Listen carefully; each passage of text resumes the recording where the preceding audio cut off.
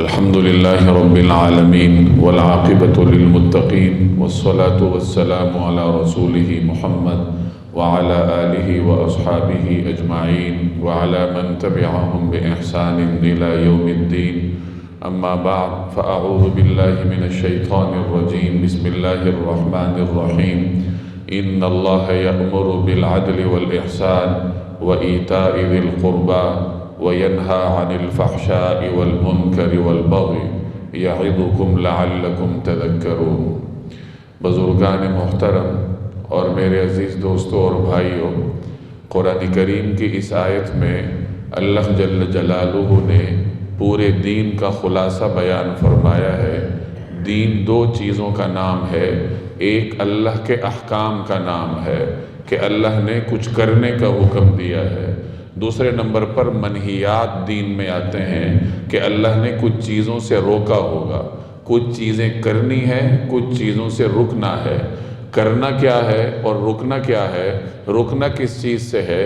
اس آیت میں اللہ جل جلالہ نے بڑے اجمال اور جامعیت کے ساتھ بیان فرمایا ہے کہ ان اللہ یأمر، اللہ حکم دیتا ہے بالعدل، عدل کا، والاحسان اور احسان کا، وایتاء ذی القربى اور رشتہ داروں کو دینے کا، وینہا اور روکتا ہے عن الفحشاء بے حیائی سے، والمنکر اور ہر برے کام سے، والبغی اور ظلم زیادتی اور بغاوت سے. تو حکم جن چیزوں کا ہے ان کا بھی یہاں بیان ہے، اور جن چیزوں سے اللہ نے روکا ہے اس کو بھی اس آیت میں بیان کیا گیا ہے. انسان کے ذمے دو چیزیں ہیں جو اس نے کرنی ہیں، حقوق اللہ اور حقوق العباد. اللہ کے حقوق ہیں اور بندوں کے حقوق ہیں. اللہ کے حقوق اور بندوں کے حقوق دونوں کو عدل اور احسان کے ساتھ کمال تک پہنچانا، یہ انسان کی سب سے پہلی ذمہ داری ہے. عدل توازن کو کہتے ہیں کہ عبادات کو انجام دیا جائے توازن کے ساتھ، لوگوں کے ساتھ اچھا رویہ رکھا جائے توازن کے ساتھ. احسان کے کئی مفہوم آتے ہیں. حدیث جبریل میں احسان کا مفہوم یوں بیان کیا گیا، ان تعبد اللہ کأنک ترا، کہ تم اللہ کی عبادت ایسے کرو جیسے تم اسے دیکھ رہے ہو. یہ احسان کا اعلیٰ درجہ ہے. فَإِن لَمْ تَكُنْ تَرَى، اگر تم اللہ کو نہیں دیکھ سکتے، فَإِنَّهُ يَرَاكَ، تو وہ تو تمہیں دیکھ رہا ہے. یہ احسان کا دوسرا ادنا درجہ ہے. یعنی اعلیٰ درجے کی عبادت وہ ہے جس میں ایک شخص اس نقطہ نظر کے ساتھ عبادت کرے جیسے اللہ تعالیٰ اس کے سامنے ہے. آپ نماز کے لیے نیت باندھیں تو آپ کے احساسات اتنے پاکیزہ ہوں کہ اللہ تبارک و تعالیٰ کی تجلیات آپ کو اپنے سامنے نظر آئیں. آپ روزے کی حالت میں ہو تو آپ کا ایمان اتنا قوی ہو کہ آپ کو روزے کی ہر آن اور ہر گھڑی میں اللہ جل جلالہ کی تجلیات اپنے سامنے، اپنے ارد گرد اور اپنے دائیں بائیں نظر آئے. جب عبادات اس کیفیت کے ساتھ کی جائیں گی تو اس کو احسان کا اعلیٰ ترین درجہ کہتے ہیں، اور یہی انسان کا مقصود ہے. لیکن ظاہر ہے کہ ہر آدمی اچانک سے اس درجے تک نہیں پہنچ سکتا. یہ تو عارفین کا مقام ہے، اللہ تبارک و تعالیٰ کے برگزیدہ بندوں کا طریقہ کار ہے. تو ہم جیسے لوگوں کے لیے پھر یہاں دوسرے درجے کا بیان ہے. فَإِن لَمْ تَكُنْ تَرَى، اگر تم اللہ کو نہیں دیکھ سکتے، یعنی اگر تمہارا ایمان اتنا مضبوط نہیں ہے کہ نماز کی حالت میں تمہیں اللہ کی تجلیات اپنے سامنے نظر آئیں، عبادات کے عالم میں تمہیں اللہ کے وجود کا احساس ہر دم ہر گھڑی ہوتا رہے، اگر تمہارے اندر فی الحال یہ طاقت نہیں ہے تو پھر کم از کم درجہ یہ ہے کہ تم اپنے ذہن میں یہ گمان رکھو کہ فَإِنَّهُ يَرَاكَ، کہ وہ تو تمہیں دیکھ رہا ہے. یعنی اللہ کی نگرانی میں رہنے کا تصور، یہ کم از کم تصور ہے جو ہر انسان کے لیے لازم ہے، فرض ہے. تو یہ تو احکام کا خلاصہ ہے. عدل اور احسان، ان دو کلمات کے ذریعے اللہ تبارک و تعالی نے پورے دین کے احکامات کا خلاصہ آپ کو بتا دی. حقوق اللہ کیسے انجام دینے ہیں، حقوق العباد کیسے انجام دینے ہیں، عدل اور احسان کے ساتھ. اب آگے رکنا کن چیزوں سے ہے جو دین کا اگلا باب ہے. تو اس کے بارے میں فرمایا کہ فحشاء ہے، منکر ہے، بغی ہے، یعنی بے حیائی کے کام ہیں، فحاشی کے کام ہیں، برائی کے کام ہیں، ظلم، زیادتی، حق تلفی کے کام ہیں، ان تمام چیزوں سے رکنا یہ انسان کی بنیادی ذمہ داری ہے۔ علماء فرماتے ہیں کہ اس آیت میں پورے قرآن کریم کا خلاصہ اختصار اور جامعیت کے ساتھ اللہ تبارک و تعالی نے بیان فرمایا ہے، اور اگر اس آیت کے سوا دین میں کوئی اور حکم نازل نہ بھی ہوتا تو بندوں کی ہدایت اور رہنمائی کے لیے یہی آیت ہی کافی تھی۔ یہی وجہ ہے کہ حضرت عمر بن عبدالعزیز رحمہ اللہ کے زمانے سے اس آیت کو جمعے کے خطبے کا باقاعدہ حصہ بنایا گیا۔ چنانچہ آپ جمعے کے ہر خطبے میں یہ آیت سنتے ہیں کہ خطیب آپ کو مخاطب کر کے یہ آیت پڑھتا ہے، ان اللہ یأمر بالعدل والاحسان وینہا عن الفحشاء والمنکر والبغی۔ یہ گویا کہ ہفتہ وار بنیادوں پر آپ کو پورے دین کی یاد دہانی کروائی جاتی ہے کہ دیکھو یہ دین کا خلاصہ ہے، کچھ چیزیں آپ نے کرنی ہے اور کچھ چیزوں سے آپ نے رکنا ہے۔ اب یہ تو دین کا ہم سے مطالبہ ہے، ہم سے تقاضا ہے۔ اس مطالبے کو پورا کرنے کی راہ میں دو چیزیں رکاوٹ ہیں، ایک شیطان ہے، دوسرا نفس ہے۔ اللہ نے ہر انسان کے اندر خواہشات کا مادہ رکھا ہے، خواہشات کا ایک سمندر ہے جو ہر انسان کے اندر موجود ہے، اس کو نفس سے تعبیر کر دیا جاتا ہے۔ ان النفس لامارۃ بالسوء، کہ نفس تو انسان کو برائی کی طرف لے کر جاتا ہے، الا من رحم ربی، سوائے اس شخص کے جس پر اس کا رب رحم کرے۔ تو یہ دو انسان کے دشمن ہیں جو کہ انسان کے فرض کی راہ میں بیٹھے ہیں، اسے اللہ کی طرف نہیں جانے دیتے، ایک شیطان اور دوسرے نمبر پر اس کا نفس۔ انسان کی زندگی کی دو حالتیں ہوتی ہیں، ایک اجتماعی حالت ہے اور ایک انفرادی یا تنہائی کی حالت ہے۔ اجتماعی حالتوں میں بعض اوقات نفس اور شیطان انسان پر زیادہ اثر انداز نہیں ہوتا، لوگوں کی وجہ سے، ماحول کی پاکیزگی کی وجہ سے، ماحول کے تقدس کی وجہ سے۔ جیسے ہم سب مسجد کے ماحول میں بیٹھے ہیں تو بہت سارے گناہوں سے انسان محفوظ رہ جاتا ہے۔ آپ دفتر میں ہوتے ہیں، آپ کے گرد و پیش میں ایسے لوگ موجود ہوتے ہیں جو پاکیزہ ہیں، یا ویسے بھی دفتر میں، کارخانے میں، کام کی جگہ پر آپ کچھ مخصوص قواعد کے پابند ہوتے ہیں، تو ان حالات میں انسان بہت سارے ایسے گناہوں سے بچ جاتا ہے جو کہ تنہائی میں جن کا وہ شکار رہتا ہے۔ یعنی حالت اجتماع میں یا حالت جلوت میں شیطان اور نفس انسان پر بسا اوقات پوری طرح اثر انداز نہیں ہوتے، لوگ اس کے راستے میں رکاوٹ ہوتے ہیں، ماحول اس کے راستے میں رکاوٹ ہوتا ہے، فضا اس کے راستے میں رکاوٹ ہوتی ہے، اور اجتماعی حالت میں انسان چاہتے یا نہ چاہتے، خواہی یا نہ خواہی، وہ گناہوں سے بچا رہتا ہے۔ یہ انسانی زندگی کی ایک حالت ہے۔ دوسری حالت تنہائی کی ہے، جس میں انسان ایک آگوش عافیت میں ہوتا ہے، تنہائی میں ہوتا ہے، اپنے اور اپنے رب کے سوا کوئی اور اس کو دیکھنے والا نہیں ہوتا۔ تو تنہائی کی حالت میں بسا اوقات شیطان اور نفس انسان پر زیادہ قوت کے ساتھ اثر انداز ہوتے ہیں۔ ہمارا دین ایک مکمل دین ہے، اللہ نے انسان کو بھیجا ہے تو اس کو مخاطب کرنے کے لیے ہدایات بھی بھیجی ہیں، اور ہدایات ہر قسم کی ہیں، وہ آپ کی زندگی کے دونوں پہلوؤں سے تعلق رکھتی ہیں۔ اجتماعی حالت میں کیا کرنا ہے اس کے لیے بھی ہدایات ہیں، تنہائی کے عالم میں شیطان اور نفس کے وار سے کیسے بچنا ہے اس کے لیے بھی دین میں ہدایات موجود ہیں۔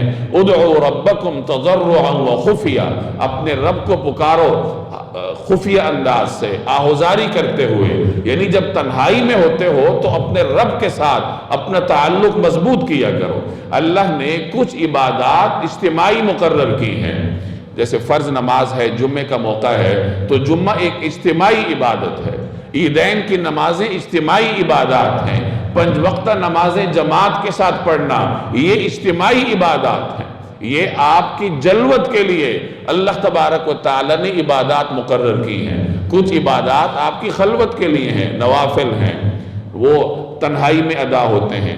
اسی طریقے سے ذکر اذکار ہیں، ان کی بھی بہترین شکل یہی ہے کہ انسان تنہائی میں ادا کرے، اللہ جل جلالہ اور بندے کے درمیان کوئی تیسری طاقت نہ ہو، دعا ہے، تنہائی کی عبادت ہے۔ تو جلوت کے لیے الگ عبادات ہیں اور خلوت کے لیے، تنہائی کے لیے اللہ تبارک و تعالی نے الگ عبادات مقرر کی ہیں، اور زندگی کی ان دونوں پہلوؤں کے لیے اللہ تبارک و تعالی نے انسان کو نہ صرف یہ کہ ہدایات دی ہیں بلکہ نمونے بھی بھیجے ہیں۔ انبیاء علیہم السلام کی جلوت بھی ہمارے سامنے ہے اور ان کی خلوت بھی لوگوں کے سامنے ہے کہ وہ اپنی تنہائی میں کس طریقے سے اپنے رب کو یاد کیا کرتے تھے۔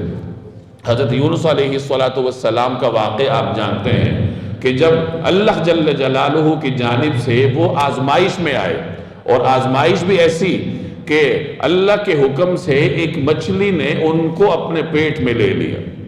اب مچھلی کے پیٹ میں ظلمتوں کا، اندھیروں کی کیا کیفیت ہوگی، انسان اس کا تصور بھی نہیں کر سکتا۔ قرآن کریم اس کا ذکر کرتا ہے فَنَادَى فِي الظُّلُمَاتِ، ان ظلمتوں میں حضرت نوح علیہ السلام نے پکارا، اپنے رب کو پکارا۔ وہ ظلمتیں کیا تھی؟ ایک تو رات کی تاریکی تھی، پھر سمندر کا اندھیرا تھا۔ سمندر کے درمیان میں لہر پر لہر جب چڑھی ہو تو اس وقت کے اندھیرے کا تصور وہی شخص کر سکتا ہے جو ان حالات سے دوچار ہوا ہو۔ کوئی شخص سمندر کے سفر کے دوران طوفان میں پھنسا ہو کہ اوپر بادل ہو، نیچے لہر پر لہر چڑھی ہو، تو اس وقت اندھیرے کا جو عالم ہوتا ہے اس کو وہی شخص سمجھ سکتا ہے جو اس ماحول سے گزر کر آیا ہے۔ ایک رات کی تاریکی ہے، پھر سمندر کی ظلمت ہے، پھر مچھلی کے پیٹ کے اندر تہ بتہ پر در پرت اندھیرے ہیں۔ ان اندھیروں میں، ان تنہائیوں میں حضرت یونس علیہ السلام نے کیا کیا؟ اپنے رب کو پکارا، لا الہ الا انت سبحانک انی کنت من الظالمین، کہ اے پروردگار آپ برگزیدہ ہیں، بے شک یقیناً میں ہی اپنے آپ پر ظلم کرنے والوں میں سے ہوں۔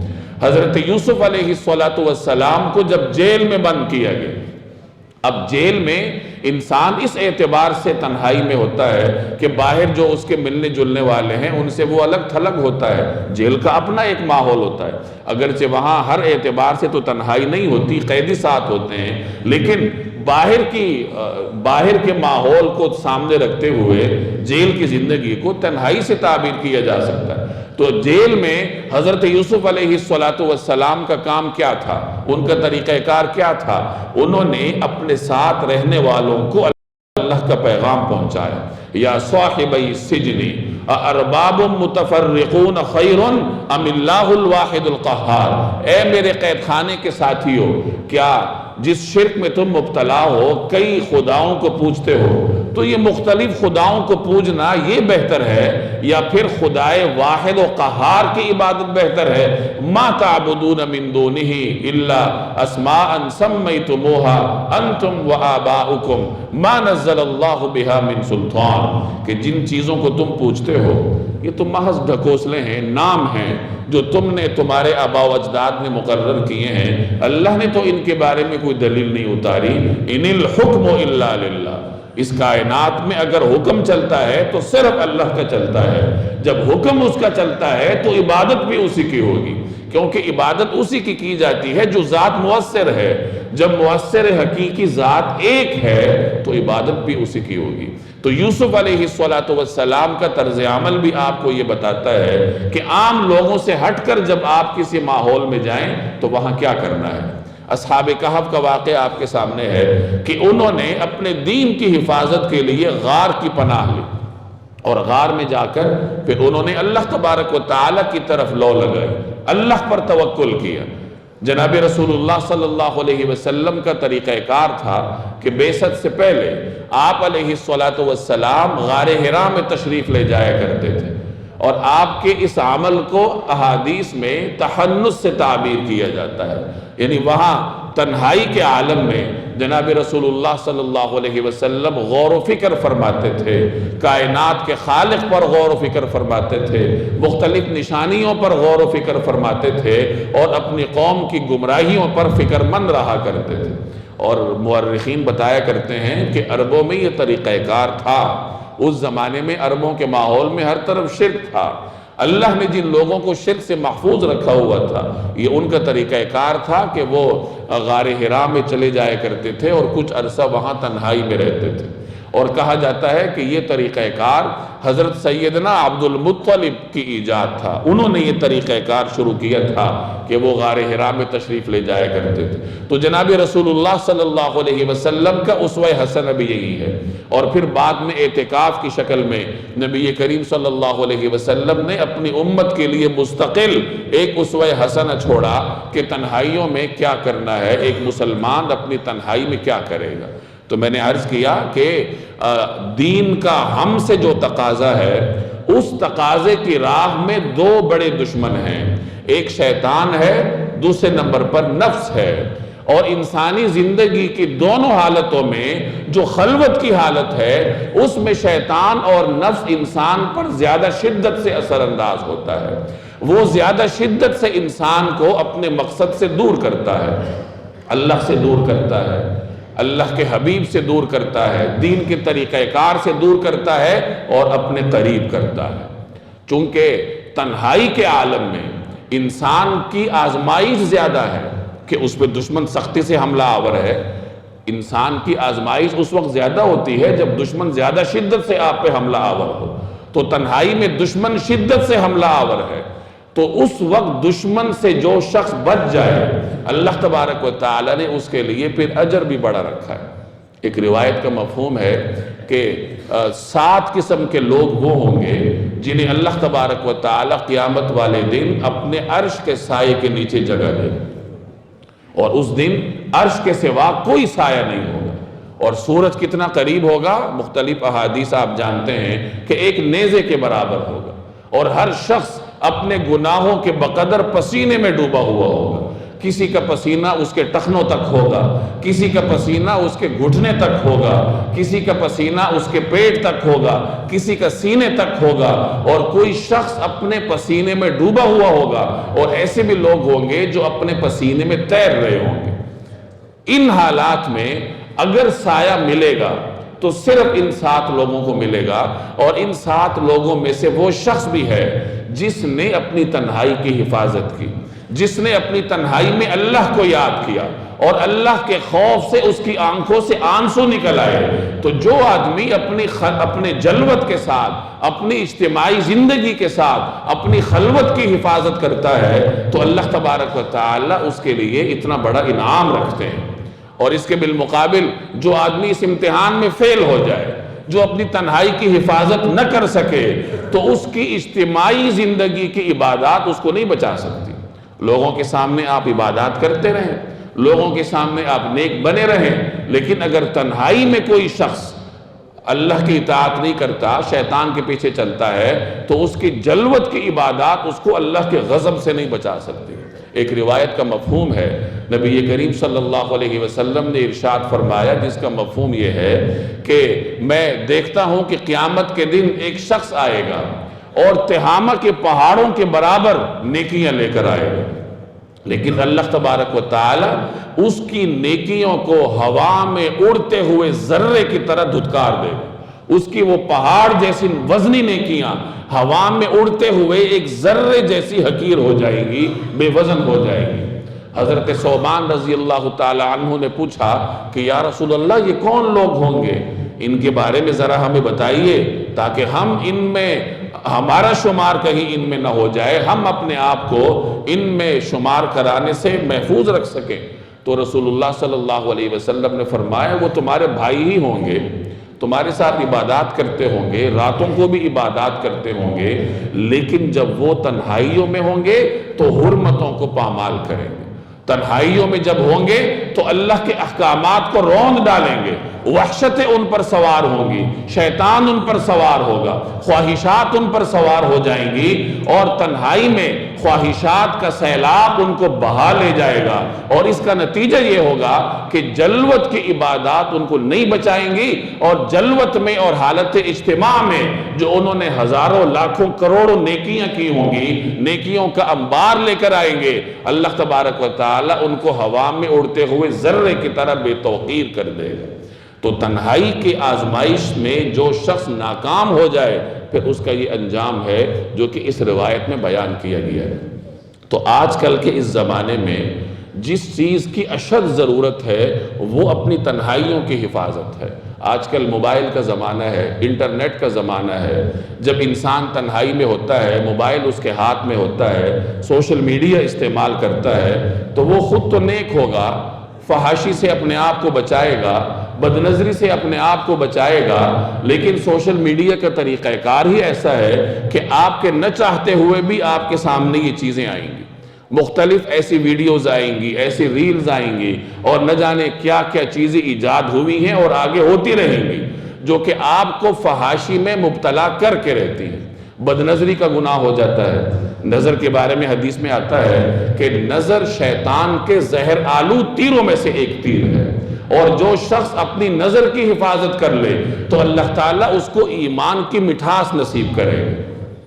اس زمانے میں تیروں سے جنگیں لڑی جاتی تھی، اور اگر دشمن کو 100% ہلاک کرنا ہو تو تیر کو زہر میں بجھا دیا جاتا تھا۔ جس شخص کو زہر لگا ہوا تیر لگ جائے، اگر تیر کے زخم سے بچ بھی جاتا تو چونکہ اس کے جسم میں زہر سرایت کر جاتا تھا تو بچنا ناممکن ہوتا تھا۔ تو اس روایت میں نظر کو شیطان کا مہلک ترین وار قرار دیا گیا ہے۔ عام زندگی میں تو آپ بدنظری سے بچ جائیں گے، راستہ چلتے ہوئے نامحرم خاتون سامنے آ جائے تو انسان کا ایمان اس کو نظر جھکانے پر مجبور کر ہی دیتا ہے، چاہے اس کے دل میں تھوڑا بھی ایمان ہو۔ لیکن جب تنہائی کے حالت میں آپ یوٹیوب استعمال کر رہے ہیں، آپ فیس بک استعمال کر رہے ہیں، تو مختلف تصاویر آتی ہیں، مختلف ویڈیوز آتی ہیں، اور بسا اوقات اجتماعی زندگی میں پارسائی دکھانے والے لوگ بھی تنہائی کے اس آزمائش میں ناکام ہو جاتے ہیں، اور پھر آپ بہتر جانتے ہیں کہ پھر یہ سلسلہ رکنے والا نہیں ہوتا، پھر ایک سے ایک آگے، ایک سے ایک قدم آگے انسان بڑھتا جاتا ہے، اور پھر ایک وقت آتا ہے کہ شیطان اس پر ایسا سوار ہو جاتا ہے کہ اجتماعی زندگی میں بھی وہ عبادات سے جاتا ہے۔ یاد رکھیے، گناہ تو گناہ ہے، اگر گناہ آپ کریں گے تو وہ آپ کے دل پہ اثر چھوڑے گا۔ گناہ مؤثر ترین چیز ہے۔ ایک روایت کا مفہوم ہے کہ حجر اسود جنت سے آیا ہوا پتھر ہے۔ ابتداء میں یہ سفید تھا، دودھ کی طرح سفید تھا، لیکن لوگوں کے گناہوں کے اثرات نے اس کو سیاہ کر دیا۔ تو گناہ تو ایسی چیز ہے کہ یہ پتھر کو سیاہ کر دیتے ہیں۔ انسان کا دل تو بہت لطیف چیز ہے، بہت حساس چیز ہے۔ حدیث میں آتا ہے کہ جو شخص گناہ کرتا ہے تو اس کے دل پہ ایک نقطہ لگ جاتا ہے، اگر وہ بعد میں توبہ کر لے تو دھل جاتا ہے، ورنہ اگر اگلا گناہ کرے تو اگلا نقطہ لگ جاتا ہے، آہستہ آہستہ اس کا دل سیاہ ہو جاتا ہے۔ اگر تنہائی میں ہم گناہ کرتے رہیں گے، دل پر نقطے لگتے رہیں گے، تنہائی کے یہ گناہ انسان کے دل کو سیاہ کر دیتے ہیں، پھر اس کا عبادات میں دل نہیں لگتا۔ لذتیں دو قسم کی ہوتی ہیں، ایک لذتیں وہ ہیں جو کہ روحانی ہیں، اور ایک وہ ہیں جو نفسانی ہیں۔ انسان نفسانی لذتوں کا شکار ہو جائے پھر روحانیت میں اسے لذت نہیں آتی۔ جو آدمی تنہائی میں گناہوں کی لذت لیتا ہے تو اسے پھر اجتماعی زندگی میں عبادات کی لذت محسوس نہیں ہوتی، وہ تو پھر بیمار ہے۔ جو آدمی بیمار ہوتا ہے اسے بسا اوقات میٹھی چیز بھی کڑوی لگتی ہے۔ اسی طریقے سے جو انسان قلبی طور پر بیمار ہے، روحانی طور پر بیمار ہے، اسے عبادات میں لذت محسوس نہیں ہوتی، پھر وہ مسجد میں اپنے آپ کو ایسا سمجھتا ہے جیسے قیدی جیل خانے میں ہوتا ہے، بس جلدی جلدی جان چھوٹے اور مسجد سے بھاگے۔ تو تنہائیوں کی اگر حفاظت نہیں کریں گے تو پھر یہ گناہوں کے اثرات آپ کی اجتماعی زندگی تک پہنچ جائیں گے۔ اور اپنے حفاظت سے زیادہ اپنے نوجوان بچوں کی حفاظت پر توجہ دیجیے۔ آج کل میٹرک کے طالب علم کے پاس موبائل ہوتا ہے، انٹرنیٹ کی سہولت بھی ہوتی ہے۔ میٹرک کا طالب علم کتنا ایک شعور رکھتا ہے، اسے کوئی شعور نہیں ہوتا، وہ ابھرتی ہوئی جوانی کا شکار ہوتا ہے۔ اللہ نے ہر انسان میں خواہشات رکھی ہیں، اور جب نئی نئی یہ خواہشات محسوس ہوتی ہیں تو اس وقت یہ خواہشات انسان کے لیے زیادہ خطرناک ہوتی ہیں۔ اور پھر آپ اس کے ہاتھ میں موبائل پکڑا دیں اور اس کا الگ کمرہ ہو، تنہائی میں موبائل استعمال کرتا ہو، مجھے بتائیے کہ تنہائی کی آزمائش میں وہ کیسے کامیاب ہو؟ جب بوڑھے لوگ، پارسا لوگ، اچھے خاصے پڑھے لوگ تنہائی کی آزمائش سے کامیاب ہوتے ہوتے بیچارے ناکام ہو جاتے ہیں، تو ایک نوخیز نوجوان، وہ چاہے اجتماعی زندگی میں آپ کو کیسا بھی نظر آئے، لیکن آپ خود اندازہ لگائیے کہ وہ کس طریقے سے کامیاب ہوگا۔ آج کل ہمارے ہاں ایک تصور پایا جاتا ہے کہ اولاد پر اعتماد کیا جائے، اور تاکہ ان کے اندر سیلف کانفیڈنس پیدا ہو. اور شریعت آپ کو کچھ اور تلقین کرتی ہے. جناب رسول اللہ صلی اللہ علیہ وسلم کا حکم ہے لا ترفع عصاک عن اہلی، کہ اپنے اہل و عیال سے عصا کو مت اٹھاؤ اور انہیں اللہ تبارک و تعالی کا خوف دلاؤ. عصا کو مت اٹھاؤ یعنی ہر وقت ان کی نگرانی کرو. ایک اور روایت کے الفاظ ہیں کہ اپنے گھر کے درمیان میں کوڑا لٹکاؤ تاکہ گھر والے اس کو دیکھتے رہیں. اس کا یہ مطلب نہیں ہے کہ اولاد کو مارو پیٹو. شریعت نرمی کی تلقین کرتی ہے، وہ مارنے پیٹنے کی اجازت نہیں دیتی، ہاں نگرانی کی اجازت دیتی ہے، بلکہ حکم دیتی ہے اور تاکید کرتی ہے کہ اپنی اولاد کی نگرانی کرو، اپنے اہل و عیال کی نگرانی کرو اور بوقت ضرورت ان کو سرزنش کرو. تو اگر ان حالات میں جب ہر نوجوان کے پاس اپنی تنہائی کو آلودہ کرنے کے مکمل سامان موجود ہیں اور اولاد والدین اپنی اولاد سے غافل ہو جائیں، چاہے اعتماد کے نام پر یا کسی بھی نام پر، تو میرے بھائی پھر اپنی اولاد کو آپ نے سخت ترین امتحان میں تنہا چھوڑ دیا. بغیر کسی ہوم ورک کے آپ نے اس کو ایک سخت ترین پرچے میں بھیج دیا. اب بتائیے وہ کیسے کامیاب ہوگا؟ تو بہرحال والدین کو لاہے عمل اختیار کرنا چاہیے. پہلے اپنے آپ کو تنہائی کی آزمائش میں کامیاب کرنے کی فکر کریں اور پھر اپنی اولاد پر توجہ دیں. اور گھر میں ایسا طریقہ کار ہونا چاہیے کہ جو ابتدائی نوجوان ہیں، میٹرک کے ہیں، انٹرمیڈیٹ لیول کے ہیں، انہیں تنہائی میں موبائل استعمال کرنے کی اجازت نہ ہو. اگر تعلیمی ضروریات کے لیے ان کو انٹرنیٹ کی ضرورت ہے تو گھر میں لاؤنج میں جو سسٹم لگا دیں اور وہاں پہ آپ انٹرنیٹ کی سہولت ان کو دے دیں کہ اگر انٹرنیٹ استعمال کرنا ہے تو یہاں استعمال کرو. تنہائی میں اگر آپ ان کو انٹرنیٹ کی سہولت دے دیں گے تو میرا یہ جملہ یاد رکھیے کہ آپ نے بغیر ہتھیار کے اپنی اولاد کو ایک سخت خونریز میدان جنگ میں بھیج دیا. اب آگے کیا ہوگا انسان خود تصور کر سکتا ہے. اللہ تبارک و تعالی عمل کرنے کی توفیق عطا فرمائے. وآخر دعوانا ان الحمدللہ رب العالمین.